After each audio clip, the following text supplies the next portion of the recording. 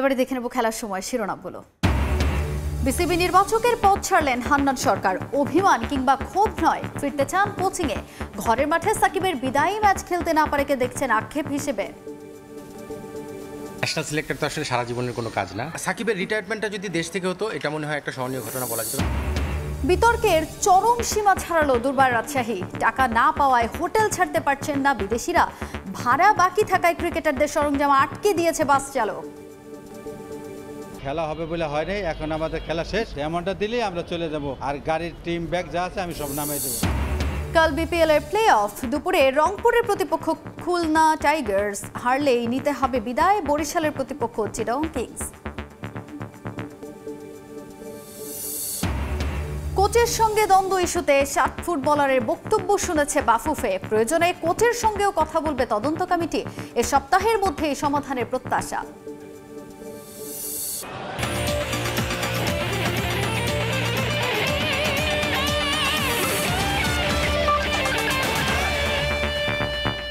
শিরোনাম এবারে শুরুতেই দেশের ক্রিকেটের খবর জানাবো। দেশের ক্রিকেটে নতুন এক সংকট। এবার নির্বাচকের পদ ছাড়লেন হান্নান সরকার। তবে কোনো অভিমান কিংবা ক্ষোভ নয়, কারণ হিসেবে তিনি বলছেন কোচিংয়ে ফিরতে চান। বিসিবি সভাপতি এবং বোর্ড পরিচালকদের সঙ্গে আলাপ করেই নিজের পদত্যাগের সিদ্ধান্ত নিয়েছেন হান্নান। নির্বাচক ক্যারিয়ারে সবচাইতে আক্ষেপ হিসেবে মানছেন ঘরের মাঠে সাকিবের বিদায়ী ম্যাচ খেলতে না পারা। দায়িত্ব ছাড়লেও ফেব্রুয়ারি মাসটা কাজ করবেন জাতীয় দলের সাবেক এই ওপেনার। সাম্প্রতিক সময়ে দেশের ক্রিকেটে খেলার চাইতে বোধ হয় ধুলোটাই বেশি। পরিবর্তিত পরিস্থিতিতে দায়িত্ব নেওয়ার পর থেকে ফারুক আহমেদ আর তার বোর্ড কর্তাদের সামলাতে হচ্ছে একটার পর একটা নেতিবাচক ইস্যু, যেন ছেড়ে দে মা কেঁদে বাঁচি। বিপিএল বিতর্কের মধ্যেই এবার উত্তাপ ছড়াচ্ছে নির্বাচক হান্নান সরকারের দায়িত্ব ছাড়া। প্রায় 1 দশক পর নান্নু বাশারকে নির্বাচক প্যানেল থেকে সরিয়ে দায়িত্ব দেওয়া হয় লিপু হান্নান রাজ্জাককে। কিন্তু এর 1 বছর পূর্ণ না হতেই সে দায়িত্ব থেকে ইস্তফা দিয়েছেন হান্নান সরকার। বিসিবিকে ইতোমধ্যে আনুষ্ঠানিকভাবে জানিয়েছেন তার সিদ্ধান্ত। প্রশ্ন ছিল তার কাছে অভিমান থেকেই কি সরে যাওয়া। আলহামদুলিল্লাহ, ক্রিকেট বোর্ড সাইড থেকে আমি যতটুকু সাপোর্ট আমার প্রত্যাশা করেছিলাম এজ এ সিলেক্টর, সেটা এজ গ্রুপ হোক, ন্যাশনাল সিলেক্টর হোক, প্রতিটা জায়গায় আমি সেই সাপোর্টটা পেয়েছি এবং আমার অপিনিয়ন দেওয়ার জায়গাটা সবসময় ওপেন ছিল। ন্যাশনাল সিলেক্টর তো আসলে সারা জীবনের কোনো কাজ না। একটা সময় পর্যন্ত আমাকে সেটা করা যেতে পারে, সেটা 3 বছর 4 বছর হতে পারে। তারপরে কিন্তু আমাকে অন্য সেক্টরে মুভ অন করতে হতে পারে। সো আমি খুব হ্যাপি যে ওই জায়গায় আমি কাজ করেছি, বাট আমার ফিউচার কেরিয়ারের কথা চিন্তা করে আমাকে এই মুভ অন করতে হচ্ছে ডিফারেন্ট সেক্টরে।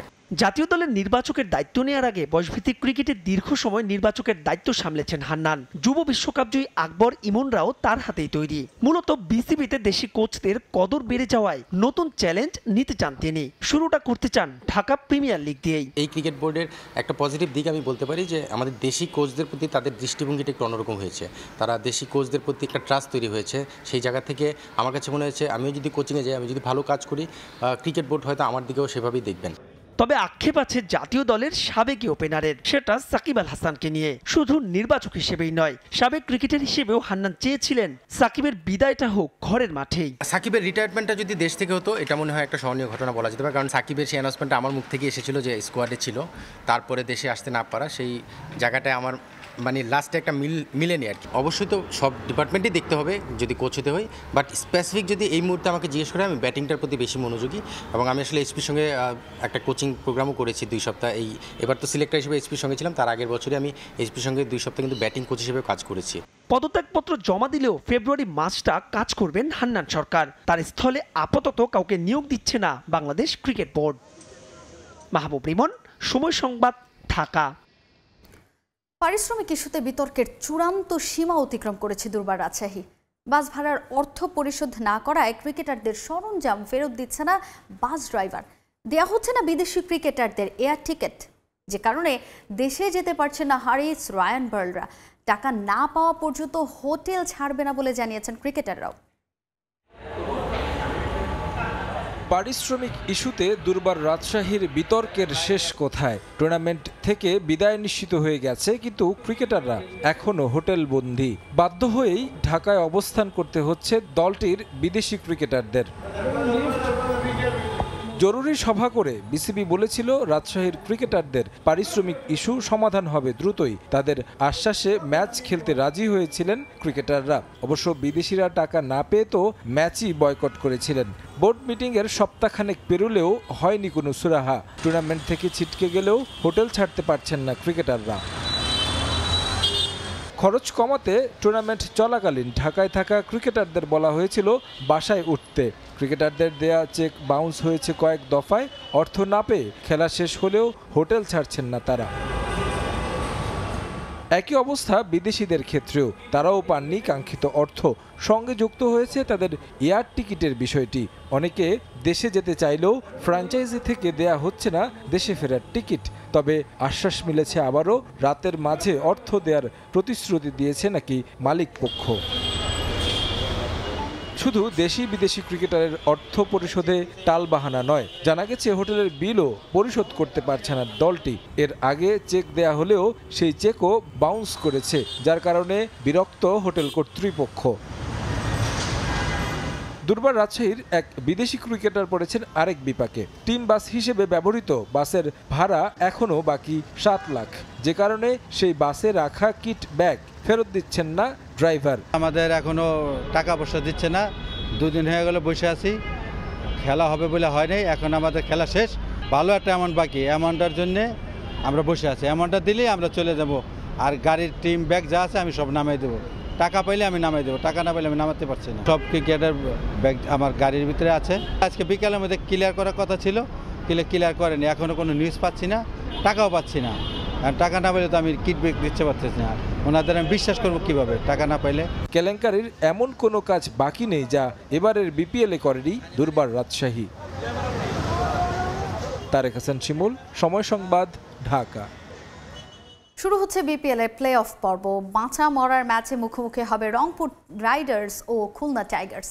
গুরুত্বপূর্ণ ম্যাচের আগের দিন বিশ্রামে কাটিয়েছে মেহেদী হাসান মিরাজের দল। অন্যদিকে টানা 4 ম্যাচ হারা রংপুর ঘাম ঝরিয়েছে নিজেদের প্র্যাকটিস গ্রাউন্ডে। প্লে অফের বাধা টপকাতে লোকালদের পারফরমেন্সে গুরুত্ব দিচ্ছে রাইডার্স। মিরপুরে ম্যাচ শুরু দুপুর 1টায়। প্রথম দল হিসেবে প্লে অফ নিশ্চিত করা রংপুর গ্রুপ পর্ব শেষ করে 3 নম্বরে থেকে। টানা 4 হারে রাইডার্সদের এখন উতরাতে হবে এলিমিনেটর বাধা। বাঁচা মরার লড়াইয়ে রংপুর রাইডার্সের প্রতিপক্ষ খুলনা টাইগার্স। সবশেষ দেখায় এই দলটার কাছে বড় ব্যবধানে হারে নুরুল হাসান সোহানরা। ঘুরে দাঁড়ানোর মিশনে তাই ঘাম ঝরিয়েছে রংপুর। নিজেদের প্র্যাকটিস গ্রাউন্ডের অনুশীলনে টিম কম্বিনেশন মেলানোর প্রস্তুতি মিকি আর্থারের শিষ্যদের। শেষ কয়েক মৌসুম ধরে ভালো দল গড়েও ফাইনালে উঠতে পারছে না রংপুর। এবার সেই ভাগ্য পরিবর্তন করতে চায় দলটা, আর তা করতে লোকাল ক্রিকেটারের মনোযোগ বেশি রাইডার্সের। লাস্ট 2টা বছর আমরা রংপুরে কোয়ালিফাই 3 নাম্বার হয়েছে, আমরা ফাইনালে উঠতে পারি নাই। বাট এই বছর আরও একটা সুযোগ আসছে ইনশাল্লাহ। আমরা চাই আসলে যে এই লাস্ট 2 বছরে যেটা হয়েছে সেটা ব্রেক করতে চাই, যে ইনশাল্লাহ আমরা ফাইনালে যেতে চাই। তো ফাইনালে যেতে হলে আগামীকালের ম্যাচটা খুব ইম্পর্টেন্ট, এবং সবথেকে বড় জিনিস যেটা হচ্ছে আমাদের লোকাল যে 7 জন খেলবে তাদের পারফরমেন্সটা খুব ইম্পর্টেন্ট এই আগামী ম্যাচের জন্য। বড় সব নামের গুঞ্জন থাকলেও প্লে অফের আগের দিন পর্যন্ত রংপুর শিবিরে যোগ দেয়নি নতুন কোনো ফরেন রিক্রুট। দুশ্চিন্তার কারণ তাদের ব্যাটিং ইউনিটটাও। টুর্নামেন্টের সেরা 10 ব্যাটারের তালিকায় রংপুরের একমাত্র প্রতিনিধি ইফতেখার আহমেদ। টিকে থাকার মিশনে তাই বড় দায়িত্ব পালন করতে হবে ওপেনার সৌম্য সরকারের। দলটার বাকি ভরসা সাইফ সোহানরা। ভোগাবে খুশদিল সার না থাকা। অন্যদিকে ম্যাচের আগের দিন বিশ্রামে কাটিয়েছে খুলনা টাইগার্স। শুরুতে কিছুটা নড়বড়ে হলেও দারুণভাবে ঘুরে দাঁড়িয়েছে মেহেদী হাসান মিরাজরা। নাইম শেখ, আবু হায়দার রনিদের পারফরমেন্সে নির্ভর করবে দলটার টিকে থাকার সমীকরণ। এই ম্যাচে অপরিবর্তিত একাদশ মাঠে নামানোর সম্ভাবনা বেশি রূপসাপাড়ের দলটার। সাব্বির মিথুন, সময় সংবাদ, ঢাকা। এদিকে ফাইনালে ওঠার মিশনের প্রথম কোয়ালিফায়ারে চিটাগং কিংসের মুখোমুখি হবে বর্তমান চ্যাম্পিয়ন ফরচুন বরিশাল। একদিনের ব্যবধানে দ্বিতীয়বারের মতো মুখোমুখি হবে এই 2 দল। টেবল টপার হয়ে কোয়ালিফায়ারে যাওয়া বরিশাল বিশ্রামের সুযোগ দেয়নি ক্রিকেটারদের। অন্যদিকে মোহাম্মদ মিথুনরা ম্যাচের আগের দিন কাটিয়েছে হোটেলের রুমে। হোম অফ ক্রিকেটে ম্যাচ শুরু সন্ধ্যা 6:30টায়। হঠাৎই শোরগোল হোম অফ ক্রিকেটে। নিরাপত্তা বেষ্টনী টপকে একাডেমি মাঠে ঢুকে পড়েছে বহিরাগতরা। মুশফিক হৃদয়দের মনোযোগটাও কিছুক্ষণের জন্য চলে গেল সেদিকে। নিরাপত্তা কর্মীদের প্রচেষ্টায় দ্রুতই নিয়ন্ত্রণে আনা হয় পরিস্থিতি। বরিশালের ক্রিকেটাররাও ব্যস্ত হয়ে পড়েন অনুশীলনে। কোয়ালিফায়ারের ম্যাচটা বাঁচা মরার না হলেও জয় ভিন্ন কিছু ভাবছে না ডিফেন্ডিং চ্যাম্পিয়নরা। ম্যাচের আগে বেশ ফুরফুরে মেজাজে বরিশাল। বেলা 12:30টায় শুরু করা ট্রেনিং সেশনের শুরুটা ফুটবল দিয়ে। ক্লান্তি কাটিয়ে উপস্থিত ছিলেন মুশফিকুর রহিম, তাওহিদ হৃদয় কিংবা তানভীর ইসলামরা। ক্রিকেটারদের নিয়ে আলাদাভাবে কাজ করেছেন কোচিং স্টাফের সদস্যরা। তবে এদিনও টিম প্র্যাকটিসে দেখা যায়নি নাজমুল হোসেন শান্তকে। প্রত্যাশিতভাবেই জাতীয় দলের অধিনায়কের আর এই বিপিএলে একাদশে সুযোগ পাওয়ার সম্ভাবনা নেই। বেস্ট 11-এর চিন্তায় না থাকা এই বাঁহাতি দল থেকেও যেন অনেকটাই বিচ্ছিন্ন। যদিও শান্তকে ছাড়াই টিম কম্বিনেশনটা দারুণ বর্তমান চ্যাম্পিয়নদের। লোকালদের পাশাপাশি পারফর্ম করছেন বিদেশিরাও। কোয়ালিফায়ার পর্বে দলে অন্তর্ভুক্তি ঘটতে পারে অ্যাডাম মিলনের, যদিও ম্যাচের আগের দিনের অনুশীলনে আসেননি দলের বিদেশি ক্রিকেটাররা। হেড টু হেডে সমানে সমান দুই দল। একদিন আগেই এই বরিশালকে হারের স্বাদ দিয়ে কোয়ালিফায়ার নিশ্চিত করে মোহাম্মদ মিথুনের দল। এবার মিশন ফাইনালে ওঠার, যদিও গুরুত্বপূর্ণ ম্যাচের আগে বিশ্রামে কাটিয়েছে চিটাগং কিংস। লোকালদের নিয়ে বেশ ভারসাম্যপূর্ণ দল চিটাগংয়ের। বোলিং ইউনিটে সামনে থেকে পারফর্ম করছেন লঙ্কান বিনুরা ফার্নান্দো। ব্যাটিং ইউনিটটাও দারুণ। গ্রুপ পর্বে সর্বোচ্চ 5 বার দলীয় রান 200-র বেশি পার করার রেকর্ডটা তাদের দখলে। কোয়ালিফায়ারে তাই নির্ভর হয়েই নামবে দলটা। হারলেও যে সুযোগ থাকছে ফাইনালে ওঠার। সাব্বির মিথুন, সময় সংবাদ, ঢাকা। আবার স্বাগত খেলার সময়। একদম ফ্রেশ বিশ্বমানের প্রযুক্তির সকল সুবিধা নিয়ে ভালো থাকুন আপনিও। কঙ্কা। এবারে দেশের ফুটবলের খবর জানাবো। কোচ ইস্যুতে ফুটবলারদের চিঠি দিয়ে তাদের বক্তব্য শুনেছে বাফুফের তদন্ত কমিটি। মোট 18 ফুটবলারের মধ্য থেকে এদিন 7 জনের সঙ্গে কথা বলেছে বাফুফে। এই ইস্যুতে প্রয়োজনে কোচের সঙ্গেও কথা বলা হবে বলে জানায় তদন্ত কমিটির প্রধান ইমরুল হাসান। কমিটিতে কোনো কোচ না থাকলেও টেকনিক্যাল ইস্যুগুলো সমাধানে কোনো সমস্যা হবে না বলে জানান তিনি। দুটি ভিন্ন সময়ে দেশের নারী ফুটবলের দুটো ভিন্ন রূপ। কাকডাকা ভোরে কোচ পিটার বাটলারের অধীনে অনুশীলনে ব্যস্ত একদল, ঠিক তার বিপরীত সময়ে সন্ধ্যায় ব্রিটিশ বিরোধীরা হাজির বাফুফের তদন্ত কমিটির টেবিলে। বিদ্রোহী গ্রুপে নাম লিখিয়েছেন 18 জন। তবে এদিন তদন্ত কমিটির শুনানিতে অংশ নিয়েছেন 7 ফুটবলার। সানজিদা সুমাইয়ার সঙ্গে ছিলেন অধিনায়ক সাবিনা খাতুন। এলিগেশন শিটে আলাদাভাবে অভিযোগ উল্লেখ করেছেন তারা। বাকি সবার বক্তব্য শুনে চলতি সপ্তাহেই সিদ্ধান্ত জানাবে তদন্ত কমিটি। 18 জন মেয়েকে চিঠি দিয়েছিলাম যে ওদের সাথে আমরা বসবো। তো আজকে আমরা 7 জনের সাথে কথা বলতে পেরেছি। বাকিদের সাথে আমরা আগামীকাল কথা বলবো। আমরা আশাবাদী যে আমরা বৃহস্পতিবার মধ্যে প্রতিবেদন তৈরি করতে পারবো। অচল হওয়ার পথে দেশের নারী ফুটবল, আর তাই সংকট নিরসনে সর্বোচ্চটা দিয়ে চেষ্টা করতে চায় বাফুফে। প্রয়োজনে কোচ পিটার বাটলার এবং সংশ্লিষ্ট সবার সঙ্গেই কথা বলা হবে বলে জানান ইমরুল হাসান। আমরা শুধু এই অভিযোগকে, যে অভিযোগটুকু মেয়েরা লিখিতভাবে দিয়েছে, আমরা সেটার উপরে কাজ করছি। যদি প্রয়োজন হয় তাহলে আমরা অবশ্যই স্বাস্থ্য সংশ্লিষ্ট আরও যারা আছে তাদের সাথে আমরা কথা বলব। ফুটবলারদের 6 দফার মধ্যে আছে কোচিংয়ের টেকনিক্যাল ইস্যু, যার জন্য তদন্ত কমিটিতে একজন পেশাদার কোচ রাখা হলে আরও সহজ হতো কিনা এমন প্রশ্ন ছিল তদন্ত কমিটির প্রধানের কাছে। প্রেসিডেন্ট আমাদের 7 জনকে দিয়েছেন। তো আমাদের তো এখানে কোচ হয়তো নাই, কিন্তু আমাদের এখানে কিন্তু বাংলাদেশের এক্স প্লেয়ার যারা ফুটবল ভালো বোঝেন এরকম কিছু কিন্তু আছে, এবং কিছু ফুটবল সংশ্লিষ্ট সংগঠন কিন্তু এখানে এই কমিটির সাথে জড়িত আছে। এদিকে বেড়েছে কোচ পিটার বাটলারের অধীনে অনুশীলন করা ফুটবলারের সংখ্যা। শুরুতে 12 জন নিয়ে কাজ করলেও এই ব্রিটিশ কোচের তালিম নিচ্ছেন এখন 15 ফুটবলার। এসএম ইকবাল, সময় সংবাদ, ঢাকা। বিদ্রোহী ফুটবলারদের ছাড়াই কোচ পিটার বাটলারের অধীনে ফিফা ফ্রেন্ডলি ম্যাচের প্রস্তুতি সারছে বাংলাদেশ নারী দল। ভোরে বঙ্গবন্ধু জাতীয় স্টেডিয়ামে 15 ফুটবলার নিয়ে অনুশীলন সেশন করেন পিটার বাটলার। এর আগের দিন অনুশীলনে ছিলেন 12 ফুটবলার। এদিন ফুটবলারদের ফিটনেস ও স্কিল নিয়ে কাজ করেন ব্রিটিশ কোচ সাবিনা মাসুরা সহ। বিদ্রোহ করা 18 জন না থাকলেও দ্বিতীয় দিনের অনুশীলনে উপস্থিত ছিলেন আফিদা, ইয়ারজান, স্বপ্নারা। প্র্যাকটিস শেষে দীর্ঘ সময় ফুটবলারদের সঙ্গে কথা বলেন হেড কোচ। আগামী 23 ফেব্রুয়ারি আরব আমিরাতের উদ্দেশ্যে দেশ ছাড়বে বাংলাদেশ নারী ফুটবল দল। 26 ফেব্রুয়ারি খেলবে ফিফা প্রীতি ম্যাচ। কোচের সঙ্গে ফুটবলারদের টানা পোড়েনের পরও নারী ফুটবল নিয়ে আগ্রহ হারাচ্ছে না পৃষ্ঠপোষক প্রতিষ্ঠানগুলো। দলের বর্তমান স্পন্সরের সঙ্গে আরও 6 বছরের জন্য চুক্তি নবায়ন করতে যাচ্ছে ফেডারেশন। এদিকে বিলম্ব হলেও ফেব্রুয়ারির প্রথম সপ্তাহ শেষে ঘোষণা করা হবে বাফুফের অফিসিয়াল কিট স্পন্সর প্রতিষ্ঠানের নাম। বিদেশি নয়, দেশি প্রতিষ্ঠান হতে যাচ্ছে হামজা জামালদের কিট স্পন্সর। এছাড়াও জাপানিজ একটি প্রতিষ্ঠানের সঙ্গে ফুটবলের জন্য চুক্তি করেছে বাংলাদেশ ফুটবল ফেডারেশন। মেয়েরা দেশের জন্যই খেলে, বাজে সময় পার করছে দেশের নারী ফুটবল। কোচ ইস্যুতে বিদ্রোহ ঘোষণা করেছেন বাফুফের ক্যাম্পে থাকা 18 ফুটবলার। হেড কোচ পিটার বাটলারের অধীনে নয় কোনো অনুশীলন, প্রয়োজন হলে একযোগে অবসরে যাওয়ার ঘোষণাও দিয়েছেন সাবিনা, সানজিদা, ঋতুপর্ণারা। তবে এমন দুঃসময়েও নারী ফুটবল নিয়ে আগ্রহ হারাচ্ছে না পৃষ্ঠপোষক প্রতিষ্ঠানগুলো। নারী দলের সঙ্গে বর্তমানে যুক্ত থাকা মূল পৃষ্ঠপোষক প্রতিষ্ঠানের সঙ্গে আরও 6 বছরের জন্য চুক্তি নবায়ন করতে যাচ্ছে বাফুফে। আমাদের নারী ফুটবলের যে টিম স্পন্সর ছিল, যেটা দীর্ঘদিন ধরে একটি সংস্থার সাথে ছিল, যাদের প্রতি আমরা অত্যন্ত কৃতজ্ঞ, সো তাদের সাথে ইতিমধ্যে এটা আমরা আরও 6 বছরের জন্য নবায়নের সমগ্র অ্যারেঞ্জমেন্ট করে ফেলেছি। এরপরে যেটা আমাদের করণীয় সেটা হচ্ছে আমাদের পুরুষ দলের টিম স্পন্সর, যেটা কখনো আমরা পাইনি, সেটা নিয়ে এখন আমরা কাজ করছি। এদিকে জানুয়ারির শেষ সপ্তাহে জাতীয় দলের অফিসিয়াল কিট স্পন্সর প্রতিষ্ঠানের নাম ঘোষণা দেওয়ার কথা জানিয়েছিল বাফুফে। তবে প্রেসিডেন্ট দেশের বাইরে থাকায় বিলম্ব হয় তাতে। সভাপতি ফিরলেই আনুষ্ঠানিকভাবে কিট স্পন্সর প্রতিষ্ঠানের নাম প্রকাশ করবে বাফুফে। তা হতে পারে ফেব্রুয়ারির প্রথম সপ্তাহ শেষে। তবে চূড়ান্ত হয়ে গেছে কিট স্পন্সর প্রতিষ্ঠান। বিদেশি নয়, দেশি একটি কোম্পানির সঙ্গে চুক্তি করেছে বাফুফে। এছাড়া ফুটবল আসছে জাপানি একটি কোম্পানি থেকে।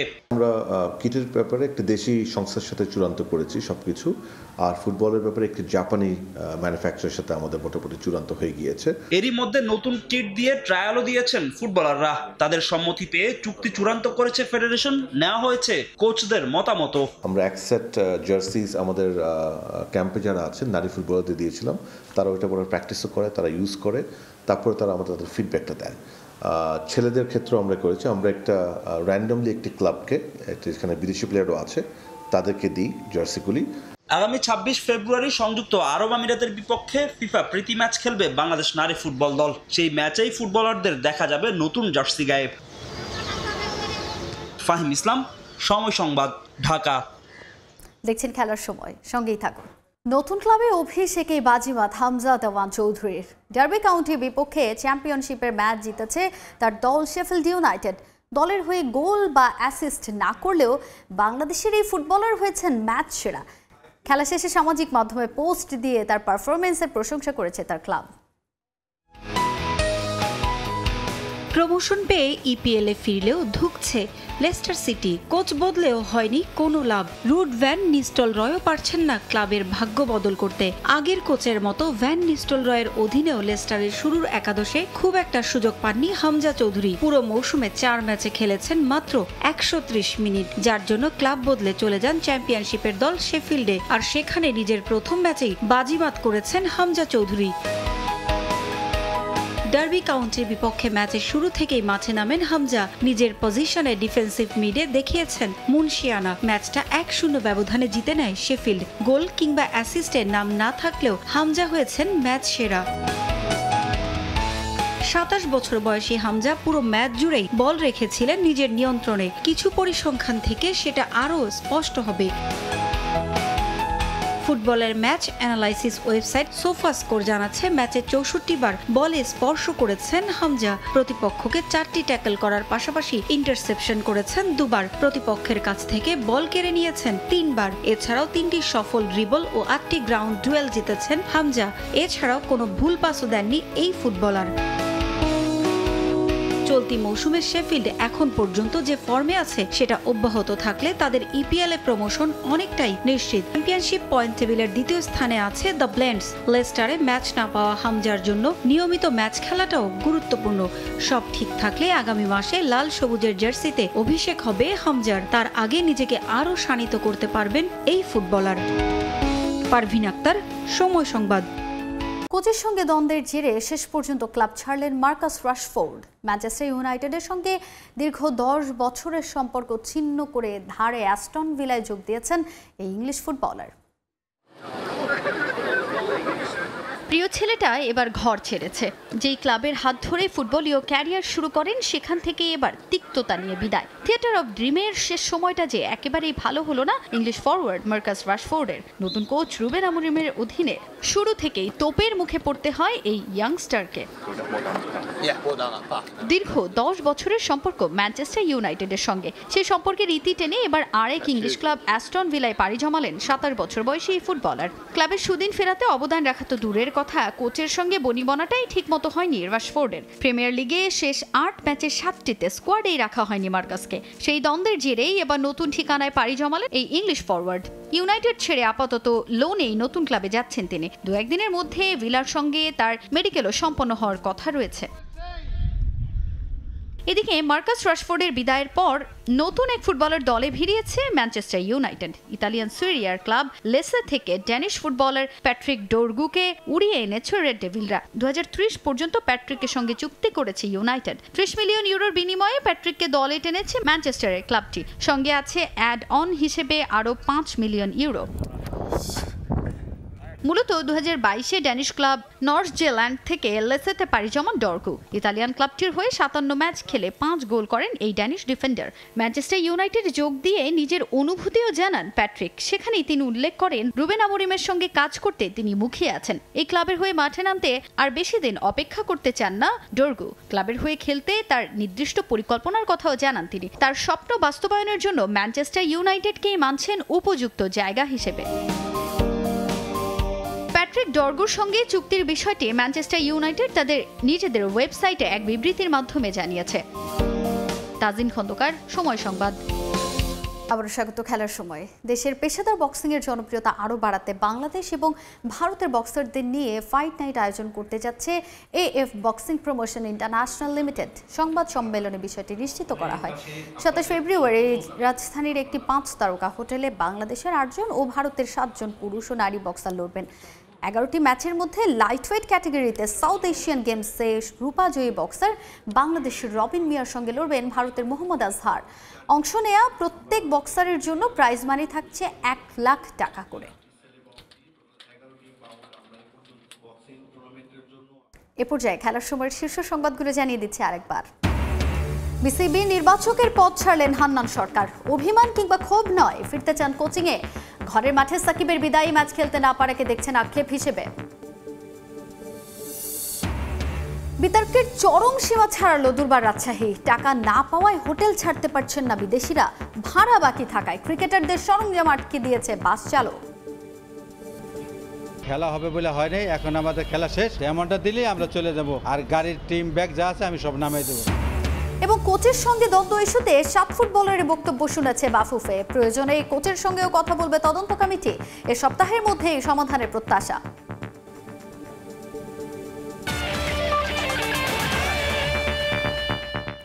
এই ছিল খেলার সময়ের এখনকার আয়োজনে। সঙ্গেই থাকুন সময়।